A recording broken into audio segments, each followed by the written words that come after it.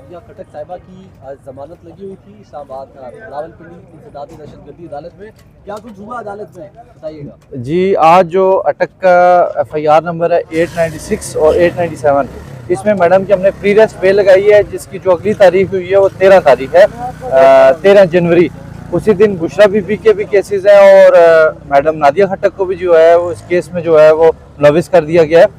तो आज की यही प्रोसीडिंग थी और जो नेक्स्ट तारीख है वो 13 जनवरी।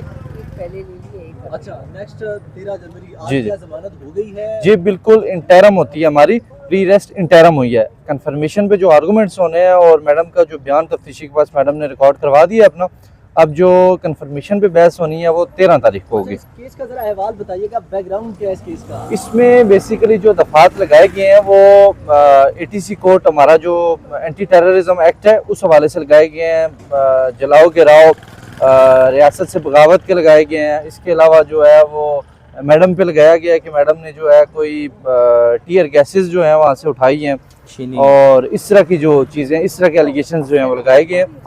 और 788 की भी जो भी दफात हैं वो सारे लगाए गए हैं। अच्छा, मैडम टीयर गैस वेपन्स के उठाए जाने का इल्जाम है या उनके शेल उठाए जाने का? जी, अभी तक हमें जो हमारे ज़राए से पता चला है वो यही है कि गन होती है, शेल गन होती है कि वो मैडम ने उठा के कहीं ले गई हैं और इसके अलावा जो है वो शेल्स जो हैं वो रिकवर करने हैं मैडम इस से। हवाले से पुलिस ने कोई सबूत जमा कराए हैं अदालत में? देखिए, अभी तक तो हमने इंटरम कराई है। जैसे ही हमें पता चला कि मैडम को जो ये इल्ज़ामात मैडम पे हैं, तो हमने जो है वो अपने जो चीज़ें थी वो अपनी बेल जो थी, पिटीशन थी, उसमें सारी चीज़ें लिख दी हैं और इंशाल्लाह ये जो बाकी जो चीज़ें हम जो है वो कोर्ट में जो है असिस्ट करेंगे कोर्ट को 13 को। वकील साहब, क्योंकि आप एक माहिर कानूनदान है, बताइएगा ये किस किस्म के जो है वो FIRs लॉन्च किए जा रहे हैं हुकूमत की जानिब से, पुलिस की जानिब से, आप इन केसेस को बनाए जाने को कैसे देखते हैं? दूसरी तरफ ये बताइएगा कि ये जो सारे मामलात हैं, अब जिस तरह कि आपने जिक्र किया कि पुलिस जो है वो अभी तक का कोई पुख्ता सबूत अदालत में पेश नहीं कर सकी है, तो ये कानूनी तरीके से आप इसे कैसे देखते हैं? देखें, पहली तो बात है कि ये सारे केसेस बोगस हैं। अगर ये नॉर्मल हालात होते ना तो ये ATC तो बनता ही नहीं है। क्या कोई बंदा जो एक प्रोटेस्ट करने आया है, कोई भी सियासी जमात है प्रोटेस्ट कर सकती है, जमात इस्लामी ने आके प्रोटेस्ट किया है, धरना दिया है, इवन लबैक ने आके धरना दिया है, तो उन पे 788 की कार्रवाई नहीं हुई।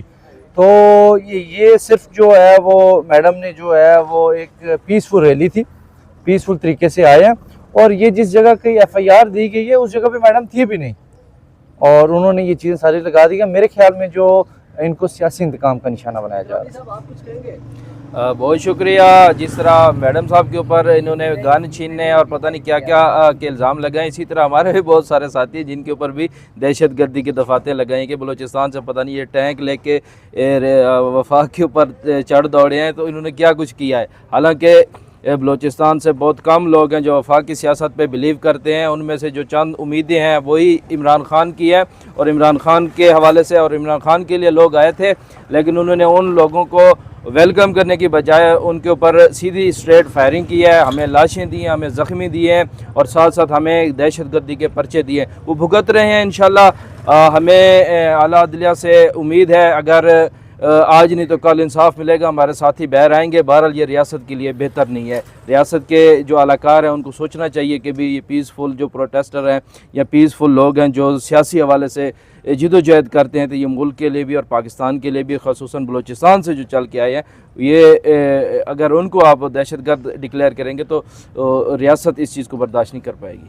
क्या मैडम, आज आप रावलपिंडी अदालत में पेश हुई थी और क्या कुछ हुआ? जैसे कि वकील साहब ने बताया कि आपको प्री अरेस्ट बेल मेरे ख्याल में मिल चुकी है, क्या की? अस्सलाम वालेकुम पाकिस्तान। जैसा कि जब हम यहाँ पर आते हैं ये घुमा रहे हैं, कभी इस्लामाबाद, कभी पिंडी के ATC कोर्ट में, तो उसकी वजह ये तो मतलब चले हम तो इनके लिए आते हैं तो ये हमारे लिए बहुत अच्छे से करते हैं। ये ना सिर्फ हम बल्कि तकरीबन कितने लोग हैं जो जिनके 3000 बंदा है उनके लिए पेश होते हैं, उनकी पिटिशन कर रहे हैं, उनकी बेलें करवा रहे हैं और आना जाना जितना भी है। तो ये एक इस कौम और उसके जो मुहिब वतन पाकिस्तानी है उनको परेशान करना है, उनकी जो एक कहते हैं ना इज़्ज़त नफ्स को जो है वो पामाल किया जा रहा है, क्योंकि कानूनी और आईनी हक़ है कि आप पुरअमन एहतजाज के लिए जा सकते हैं और आ सकते हैं।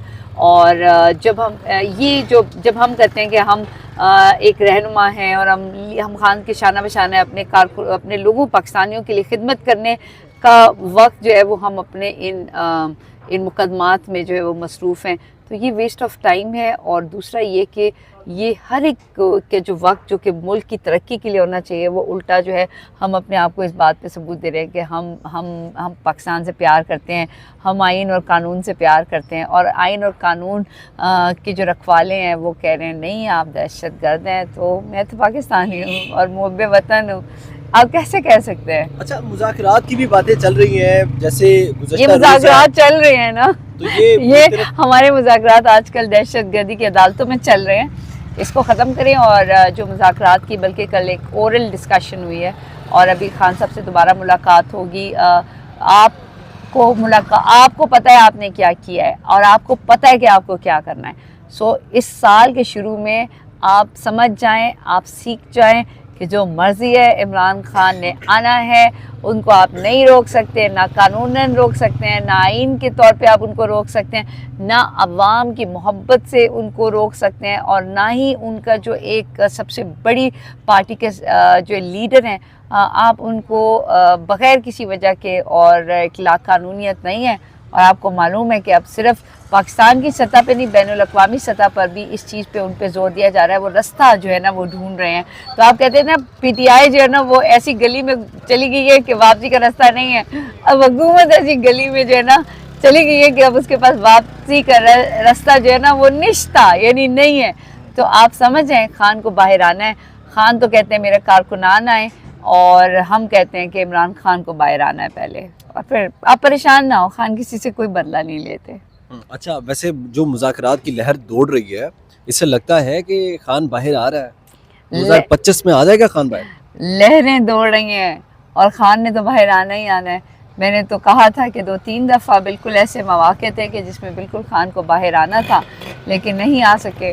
اور نومبر میں نے بولا تھا، اور نومبر سے خان کے اوپر قانوناً کوئی بھی ایسا مقدمہ نہیں ہے جس میں خان، اور ابھی آپ دیکھیں 6 تاریخ یعنی پیر والے دن 3 مقدمے ہیں. 9 مئی کے القادر کا فیصلہ ہے اور توشہ خانہ 2 ہے، اور جو کہ نہیں ہوگا فیصلہ، اور اگر ہونا ہے تو وہ حق و سچ پہ ہونا ہے جس میں خان صاحب کو جو ہے وہ اس کا کیس کا ڈسمسل ہونا چاہیے. اب دیکھیں کیا کرتے ہیں. تو یہ سب کو معلوم ہے، بچے کو معلوم ہے کہ اس ملک میں کیا ہو رہا ہے، عدالتوں میں کیا ہو رہا ہے، قانون کے ساتھ کیا ہو رہا ہے، آئین کی دھجیاں کس طرح اکھیڑی ہیں.